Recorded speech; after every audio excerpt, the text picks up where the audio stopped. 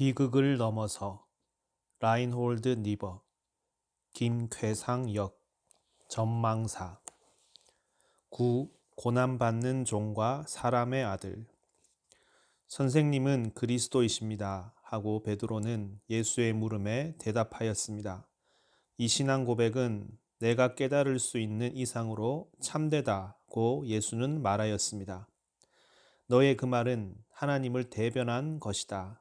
그러나 아직도 나는 내가 메시아의 뜻이 무엇인지를 알고 있는지 의심스럽다. 우리는 예루살렘으로 올라가야 하고 나는 거기서 고난을 받고 죽어야 하리라. 주님, 하고 베드로가 대답하였습니다. 결코 그런 일이 있어서는 안 됩니다. 고난을 받는 것이 아니라 승리를 거두는 것이 하나님의 사자의 운명임이 확실합니다. 지금 너는 사탄의 대변자이다고 예수는 말하였습니다. 하나님의 도구로 간주되었던 베드로를 순식간에 사탄의 도구로 전락시켜 버린 이 말씀은 아마도 베드로를 약간 혼란스럽고 당황하게 만들었을 것입니다. 베드로는 반이 틀렸기 때문에, 그럼에도 불구하고 대단히 틀렸기 때문에 사탄의 대변자가 되었습니다. 궁극에 가서는 메시아가 승리를 거둘 것입니다. 그러나 먼저 메시아는 고난을 받고 죽었다가 다시 살아나야 하며, 그런 다음에야 그는 그의 모든 영광에 쌓여 다시 오게 될 것입니다. 베드로는 메시아의 승리는 이해하였으나 고난이 그 승리와 갖는 관계는 이해하지 못하였습니다. 우리가 예수와 베드로 사이의 이 대화의 함축된 의미들을 이해할 수 있으려면 예수 시대에 유행하던 여러 가지 메시아 관념들을 간단하게나마 살펴볼 필요가 있습니다. 그것들 중에 하나는 메시아는 제2의 다윗, 그의 권능과 선함을 통하여 통치할 위대한 왕일 것이라는 관념이었습니다. 이 관념을 정치적 메시아니즘이라 불러도 부당하지는 않을 것입니다. 예수는 광야의 경험, 시험 가운데서 이 관념을 거부해 버린 바 있습니다.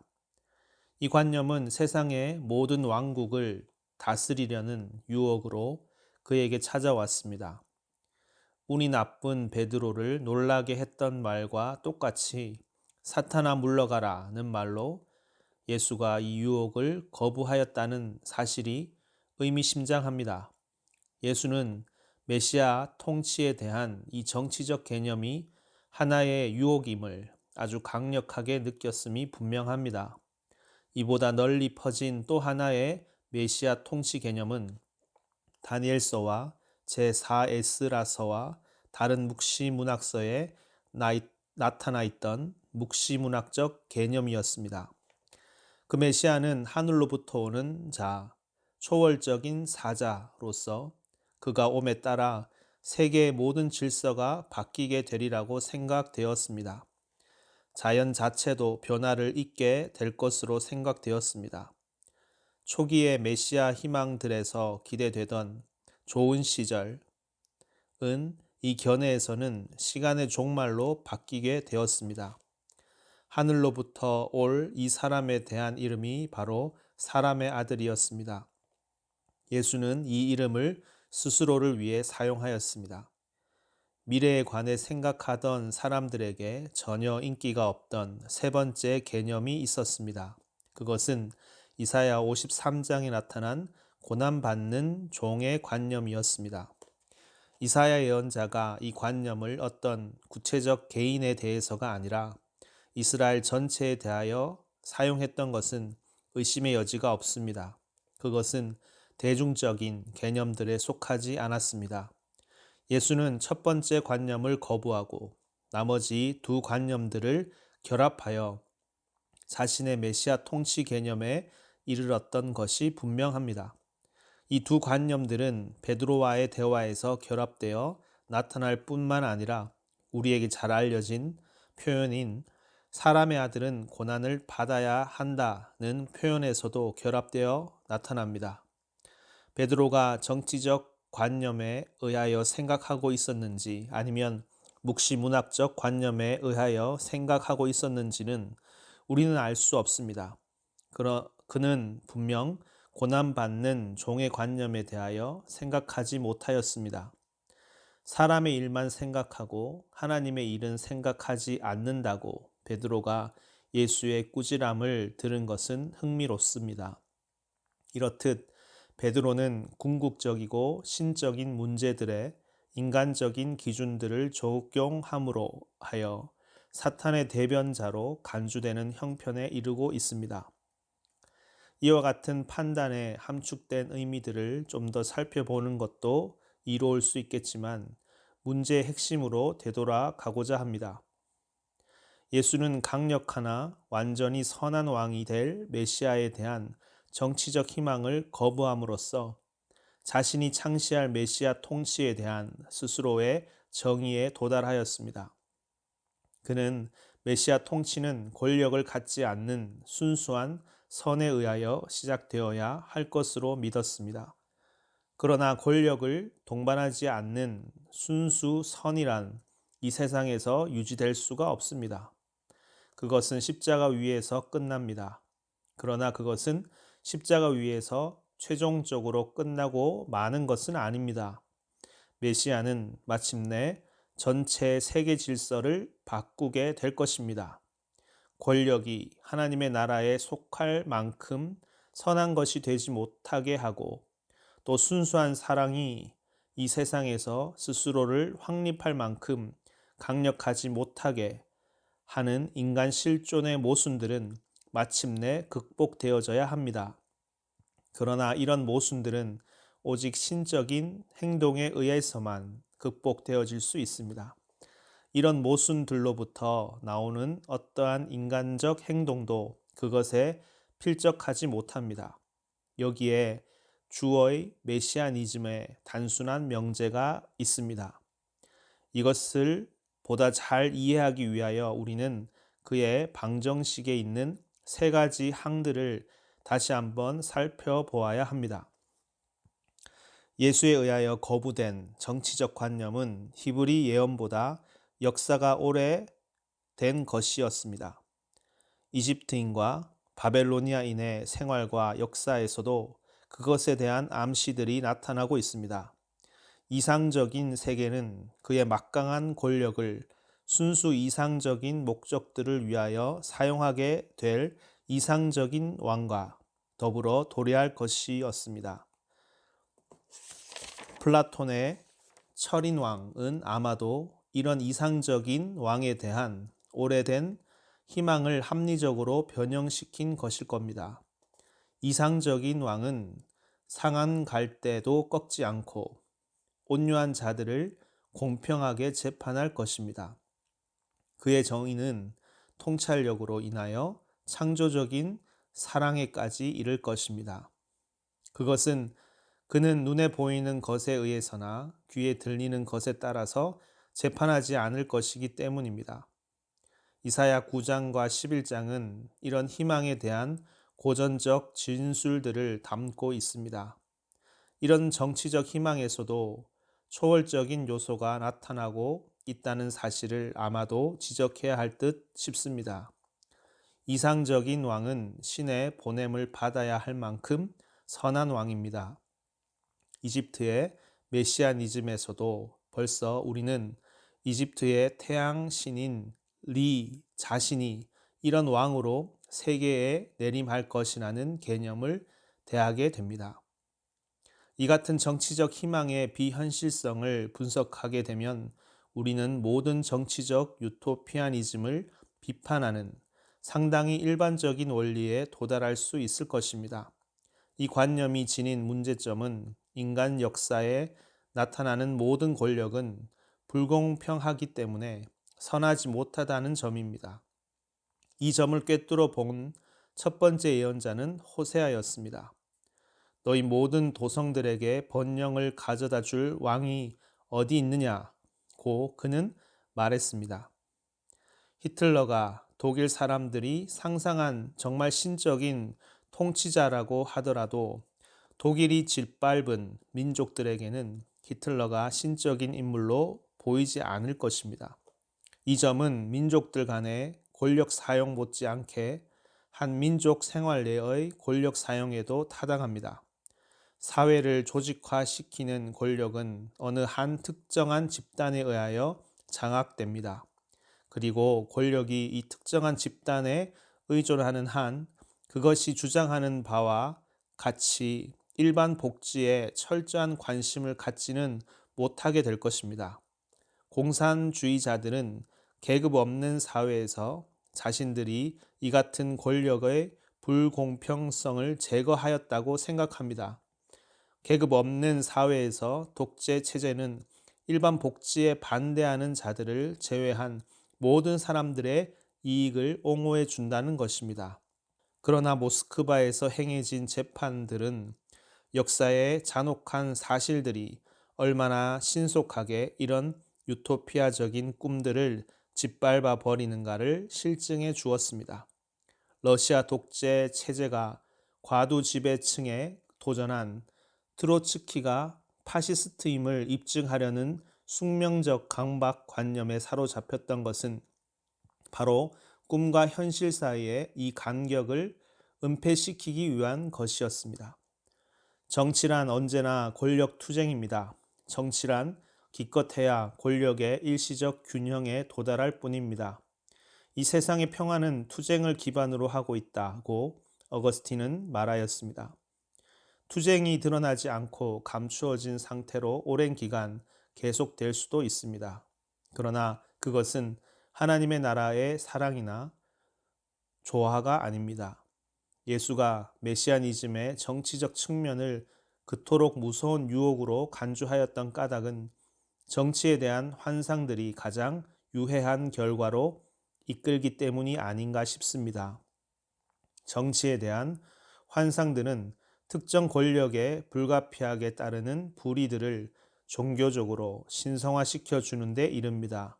이렇듯 러시아는 그 위대한 여러 가지 업적에도 불구하고 그들의 통치의 상대적인 정의에다 무조건적인 종교적 신성성을 주장하였던 바빌론과 이집트의 사제왕들의 정치적 전략으로 되돌아간 일면이 있습니다. 그러나 인간의 집단 생활에서 정의가 이룩되는 수단인 권력 균형이 하나님의 나라에 미치지 못한다 하여 따라서 우리는 권력 균형과는 아무 관계도 갖지 않아야 한다는 결론이 따르는 것은 아닙니다. 우리는 그 나라가 확립되지 않은 세계, 사랑의 왕이 십자가 처형의 운명을 당하는 세계에서 살고 있습니다. 따라서 삶의 거대한 영역들에서 우리의 관심은 삶을 파괴하지 못하도록 방지하는 데 두어져야 합니다. 이 기초적 정의의 문제는 선한 왕의 이상으로 되돌아감으로써나 권력을 수반하지 않는 순수한 선을 이 세상에 도입하려고 함으로써 해결될 수는 없습니다. 프랑크 부크만과 옥스포드 집단들은 이 첫 번째 관념을 발견하였습니다. 이들은 헨리 포드나 아돌프 히틀러를 회개하게 함으로써 이 땅 위에 하나님의 나라를 세울 것을 꿈꾸고 있습니다. 평화주의나 다른 절대주의의 행태들은 두 번째 관념을 적용하려 합니다. 이들은 권력을 수반하지 않는 순수 선의 이상을 결연한 도덕적 결단만으로 이루어질 수 있는 단순한 도덕적 가능성으로 간주합니다. 이들은 인간의 본성 가운데 있는 죄된 모순들을 깨닫지 못합니다. 그리고 이들은 순수한 사랑으로 살려고 하는 사람도 그의 생활에서 다른 사람들을 거기서부터 보호해야 하는 이기성을 나타내게 된다는 사실을 이해하지 못합니다. 어떤 죄된 인간도 설사 그가 삶의 법칙은 사랑이라는 것은 깨닫는 때라도 그의 이기주의가 저항을 받지 않는다고 해도 의로우리라고 완전히 믿을 수 없습니다.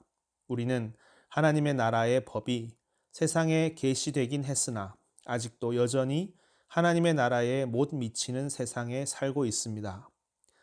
이 사실을 보다 충분히 이해하기 위하여서는 고난받는 종의 관념에 함축된 의미들을 분석할 필요가 있습니다.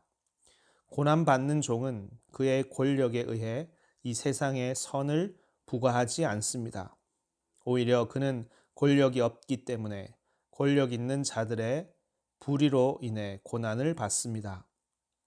그는 특히 인간의 모든 의는 얼마나 불의로 가득 차 있는가를 이해하지 못하는 의로운 사람들의 죄로 인해 가장 큰 고난을 받습니다. 이 세상의 구세주는 범죄자들이나 명백히 악한 사람들에 의해 십자가에 못 박히지 않습니다.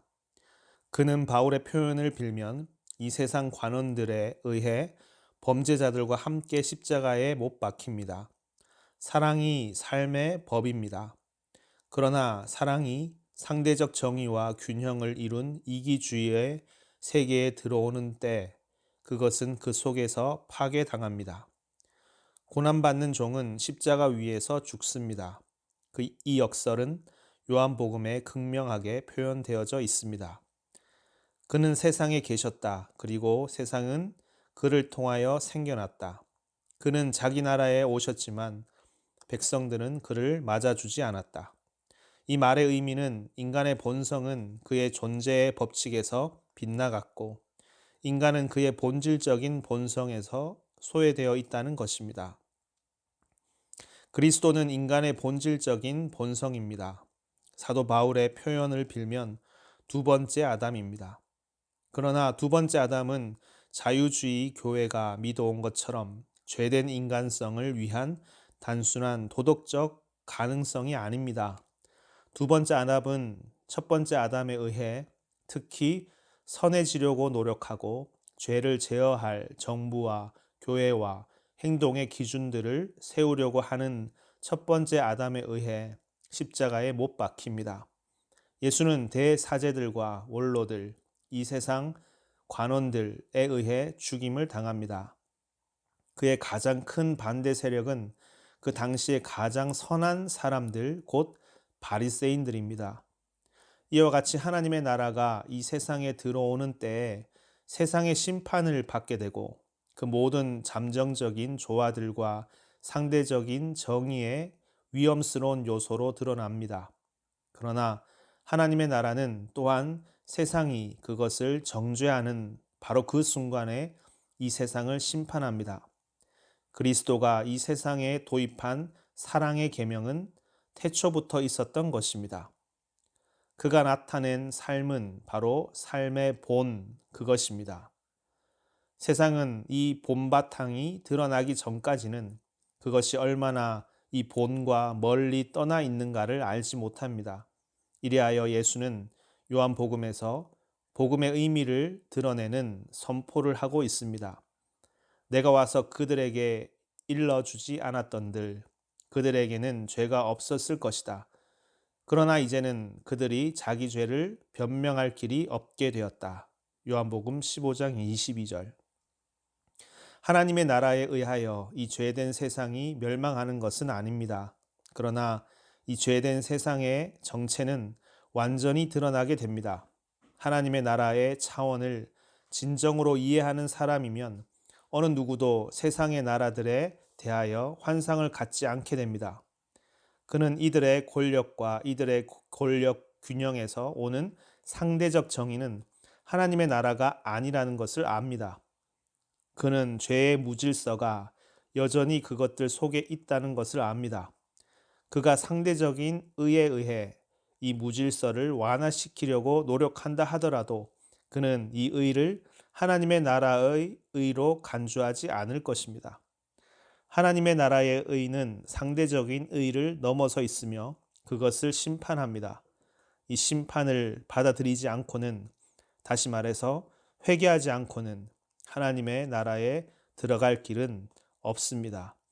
그것은 이런 회개가 없이는 인간은 이 세상의 선은 악으로 채워져 있고 이 세상의 질서와 평화는 다만 경쟁적인 세력들 간의 휴전 상태일 뿐이라는 사실을 알지 못한 채로 이 세상에 살게 되기 때문입니다.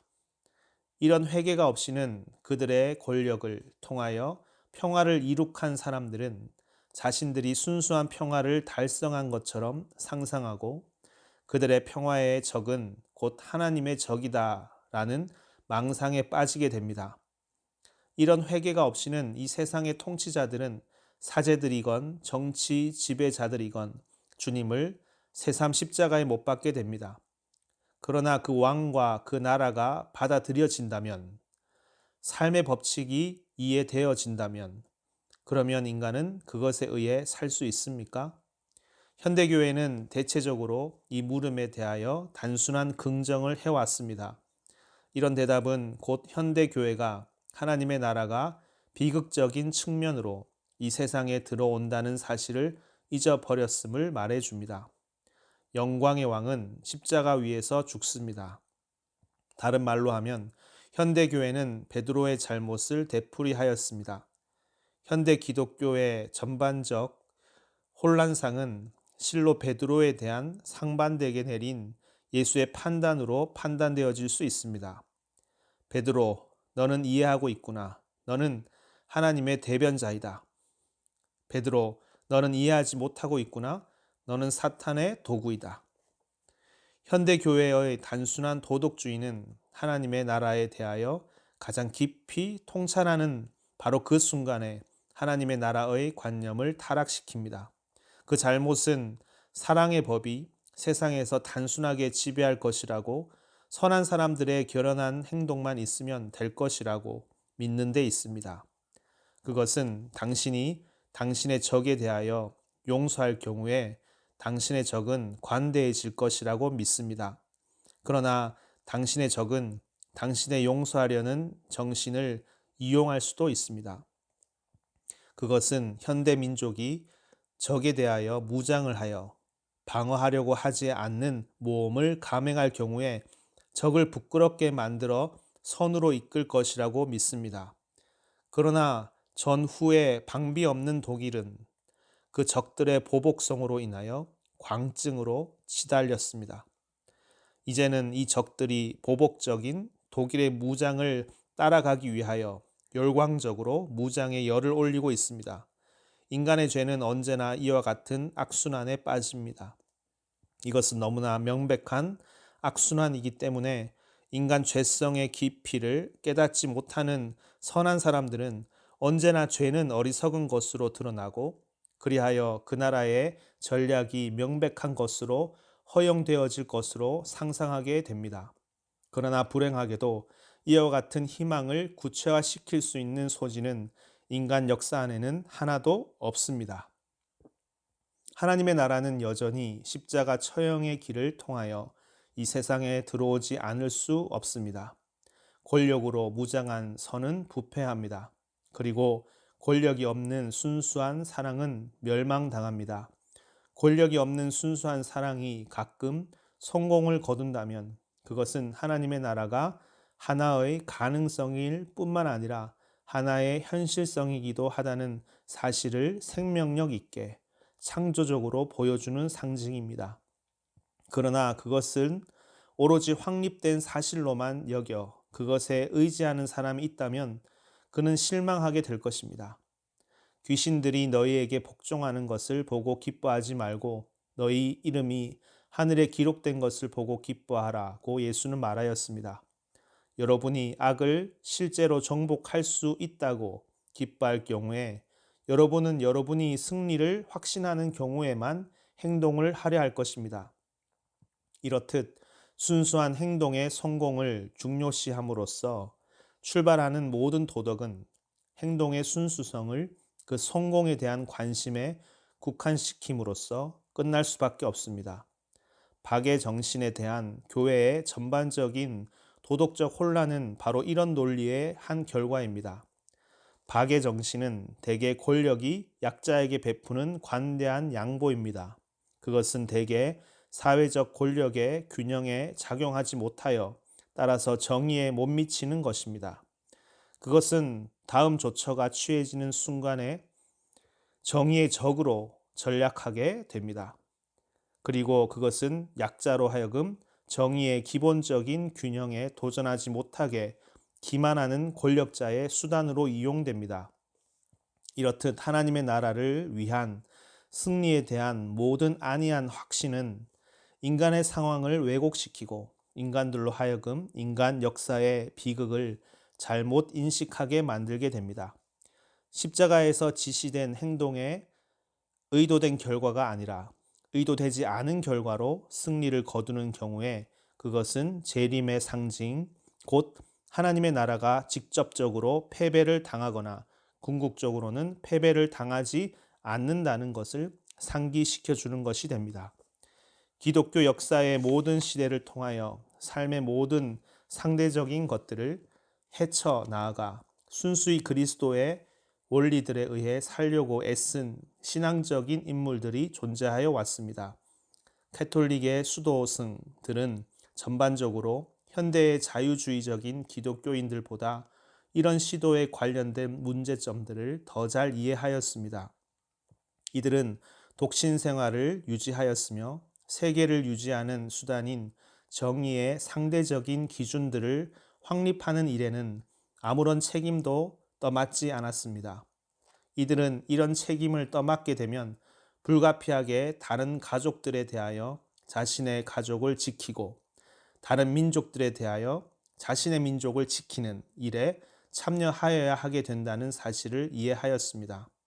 그러나 이들은 아마도 금욕주의자가 얼마나 그의 이웃 인간들의 죄에 기생하고 있고 따라서 그는 이들에 대하여 어떠한 도덕적 장점도 주장해서는 안 되는가를 충분히 이해하지는 못하였을 것입니다. 만일 그가 이런 사실을 이해하여 바리새주의의 죄를 피한다고 하면 그는 기독교 공동체에 대하여 하나님의 나라는 이미 도래하였고 비록 인간이 그것에 복종하여서는 죄 많은 세상에서 스스로 유지해 갈 수 없다고 하더라도 그 나라의 법이 삶의 법임을 상기시켜주는 귀중한 인물이 될 수 있을 것입니다. 지금까지의 논의는 우리를 우리 지체 속에는 우리의 마음의 법과 대결하여 싸우는 법이 있다. 로마서 7장 23절. 이것은 사실로부터 역사적 존재 안에서는 인간 본성이 빠져 있는 모순들로부터 완전히 피해 나올 수 있는 길이 없다는 결론을 이끌었습니다. 이것은 자연히 우리를 예수의 하나님 나라 개념에 있는 마지막 요소로 안내하게 됩니다. 예수는 스스로를 고난받는 종으로만 여긴 것이 아니라 사람의 아들로도 여겼습니다. 사람의 아들의 역사적 개념에 의하면 사람의 아들은 태초부터 계셨던 그리고 종말의 세계가 벗어나왔던 그 삶의 본을 도입하게 될 하늘로부터 오는 사람이었습니다. 그러나 묵시문학 작가들은 이 최종적 완성에는 전체 세계 질서의 변화가 포함될 것으로 확신하였습니다. 이 새로운 세계는 히랍적인 개념의 어떤 영원한 생명과 같은 것이 아니고 변화된 시간적 질서였습니다. 이 새로운 세계 질서를 묘사하려고 하는 가운데서는 시간성과 영원성의 상징들이 모두 나타나고 있습니다. 인간은 1000년을 살아도 늙지 않을 것이었습니다. 과거의 의인들은 부활할 것이었습니다. 이러한 개념들 중에 일부는 너무나 환상적이기 때문에 합리주의자들은 그것을 조소의 대상으로 삼았으며 반면에 천년왕국적인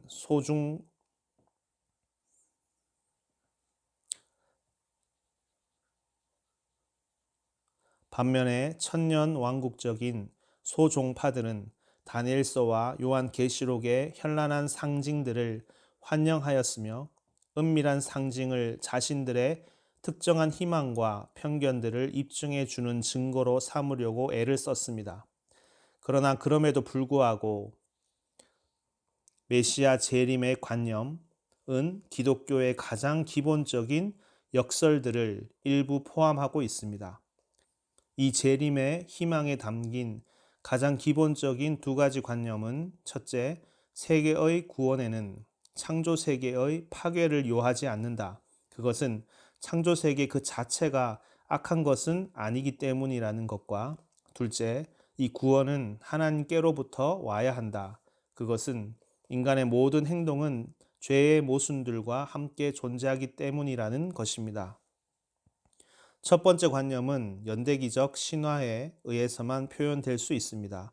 모든 신화가 그렇듯이 이 신화도 불가피하게 환상회로 이끕니다. 이 경우에 그것은 세계의 종말에 대한 연대기적 환상들로 이끕니다. 그러나 모든 진정한 신화에서 그렇듯이 이 개념은 순수 이성적인 것에 의하여 표현되어질 수는 없습니다. 구원은 역사를 넘어선 어떤 영원의 영역에서가 아니라 역사의 종말에 놓여 있습니다. 그 까닭은 기독교는 예언자 사상과 같이 창조 세계를 악한 것으로 여기지 않고 특수화나 개인화를 무질서의 시초라고 믿지 않기 때문입니다. 보다 쉬운 말로 하면 기독교는 인간이 자아이기 때문에 이기주의자라고는 믿지 않습니다. 죄는 인간의 자유에서 생기는 것이지 인간의 개인성에서 생기는 것이 아닙니다. 따라서 자유로운 개인들이 존재의 신적 중심과 관계를 맺어 자신들의 목 이상의 자리를 자신들을 위하여 찬탈하지 않을 수 있는 이상적 가능성이 존재합니다. 그러나 이 이상적 가능성이 실현되지는 못합니다. 인간은 존재의 조화를 교란시키는 죄인입니다. 이 죄는 인간이 벗어날 수 없는 불가피성입니다. 하나님이 인간으로 하여금 이 죄에서 벗어나게 해주신다면 이 구원에는 모든 시간적이고 개인적인 실제의 파괴가 필요하지 않습니다. 하나님의 나라는 이런 의미에서 역사 안에 있습니다. 기독교는 이원론적이고 신비적인 종교들에 맞서 이 상징을 고수해야 합니다. 이 상징에 의하여 기독교는 역사적 존재는 그 속에 죄의 부패가 있음에도 불구하고 의미가 없는 것은 아니라는 것을 분명히 밝힙니다. 이 상징이 어떤 알려진 역사에서도 실현되지 아니한 무제약적인 선을 가리키고 있다는 사실에도 불구하고 말입니다. 역사는 그리스도를 패배시킬 수도 있습니다. 그러나 그럼에도 불구하고 역사는 그리스도를 삶의 법칙으로 가리킵니다. 이렇듯 사랑의 모든 행위는 그리스도 자신이 그 앞에 놓인 십자가와 함께 사람의 아들이 그의 모든 영광에 쌓여 자기의 모든 거룩한 선사들을 거느리고 오는 것을 보고 있는 것과 같이 그것이 패배당하는 바로 그 순간에 궁극적인 승리를 가리키는 것입니다. 죽기까지 순종한 그리스도는 크게 높임을 받아 하나님의 오른편에 앉을 뿐만 아니라 그는 다시 오실 것입니다. 종교개혁 시대의 천년 왕국적 소종파들이 재림의 이 상징들을 이용하여 결과적으로 신플라톤적 이원론으로 화한 비관주의적이고 개인주의적인 개신교에 맞서 의미 있는 역사라는 관념을 표현했던 것은 흥미롭습니다. 인간은 삶의 법칙을 범함으로써 삶의 법칙을 파괴시키지는 못합니다. 삶의 법칙은 역사 안에 작용합니다. 삶의 법칙을 범하는 자들을 파멸시키는 이외의 다른 방식을 취하지 않더라도 말입니다. 스스로를 존재의 중심과 법으로 삼으려고 하는 모든 제국은 궁극적으로는 파멸당합니다. 인간은 완전히 타락한 적이 없습니다. 완전 타락이란 불가능합니다. 그것은 인간은 하나님의 자녀이기 때문에만 죄인일 수 있기 때문입니다. 인간은 자유를 가지기 때문에만 악을 행할 수 있습니다. 그리고 자유는 인간이 신의 자녀라는 표시입니다. 따라서 기독교의 구원의 관념을 순수 이성적인 것에 의해 표현하기란 불가능합니다. 그것은 순수 이성적인 것들은 시간적 존재는 바로 그 시간성에 의하여 궁극적 실제의 부패임을 지적하기 때문입니다. 삶의 본은 역사적 존재에 의하여 부패되는 것이 아니라 역사적 존재 안에서 부패됩니다. 그러므로 하나님의 나라는 역사 안에 도래하여야 합니다. 그러나 하나님의 나라가 도래하는 때는 역사의 종말입니다. 궁극적 구원은 도덕적 가능성이 아닙니다. 인간 정신 안에 있는 죄된 자기 모순은 도덕적 행동에 의하여 극복되어질 수 없습니다. 그것은 모든 도덕적 행동, 가장 고상하고 가장 순수한 도덕적 행동도 이런 죄된 자기 모순을 드러내기 때문입니다. 세계는 그리스도의 법들에 의하여 살 수 없습니다. 그 이유는 충분할 만큼의 기독교인들이 없기 때문만이 아니고 어떤 사람도 충분하게 그리스도를 닮지 못하기 때문이기도 합니다. 인간 사회는 원시적 순진성에서 성숙으로 계속 발전해 갈 수 있습니다. 그러나 이러한 발전 과정에는 선이 악을 최종적으로 정복하는 일이란 없습니다. 선과 악이 동시에 발전합니다.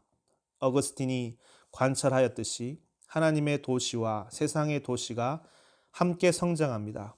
이에 따라 역사는 역사를 넘어서는 한 가지 문제를 제시합니다.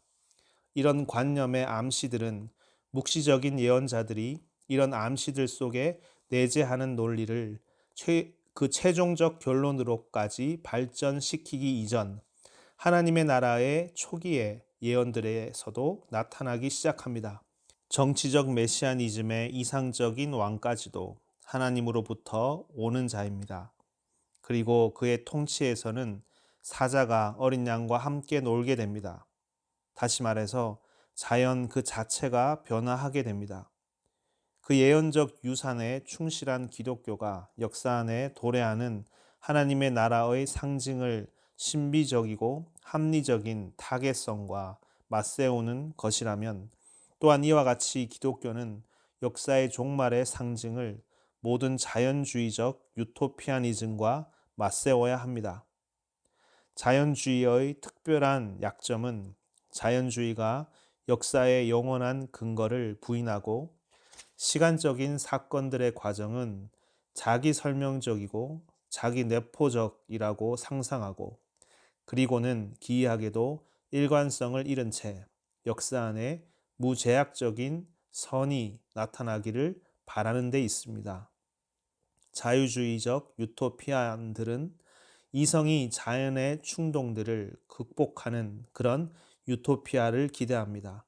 이에 반하여 마르크스주의적 유토피안들은 계급 없는 사회가 계급 투쟁을 종식시키는 그런 유토피아를 기대합니다. 이 어느 경우에서나 죄의 심각성이 이해되고 있지 않습니다. 자유주의자는 정신이 삶과 삶의 갈등을 진정시킬 뿐만 아니라 심화시킬 수도 있다는 점을 이해하지 못하는 것입니다. 마르크스주의자는 자본주의 사회의 불의들은 인간이 사랑의 법을 깨뜨린 죄의 한 형태, 아마도 그 한 결과에 불과하다는 점을 이해하지 못하고 있습니다. 마르크스주의자가 재산의 사회화에 입각한 보다 높은 정의를 기대하는 것은 옳은 일입니다. 재산의 사회화는 곧 기술 사회의 경제력이 너무나 위험스러운 불균형을 이룸에 따라 파멸로 치닫고 있는 오늘날의 세계에서 보다 높은 수준의 권력의 균형을 이루는 것을 뜻하기 때문입니다. 그러나 마르크스주의자가 이 새로운 권력 균형이 권력의 필요성을 제거하고 무정부적 천년 왕국을 동트게 할 만큼 인간의 본성을 변화시킬 것이라고 상상하는 것은 잘못입니다. 이렇듯 하나님의 나라는 역사 너머에 존재합니다. 그러나 하나님의 나라는 시간을 부정하는 어떤 영원의 영역은 아닙니다. 하나님의 나라는 시간을 성취시키는 영원의 영역입니다. 따라서 영원한 것이 시간 안의 상징을 세우는 것이 불가능한 것은 아닙니다. 그것은 그리스도요, 고난받는 종의 나라입니다. 그러나 이 고난받는 종의 패배가 그 자체 내에 궁극적인 승리의 상징을 지니는 것이 또한 가능합니다. 삶의 기본 계획이 종국적으로 패배당할 수는 없습니다. 하나님의 아들이 십자가에 못 박히는 때에도 하나님의 뜻은 지배합니다.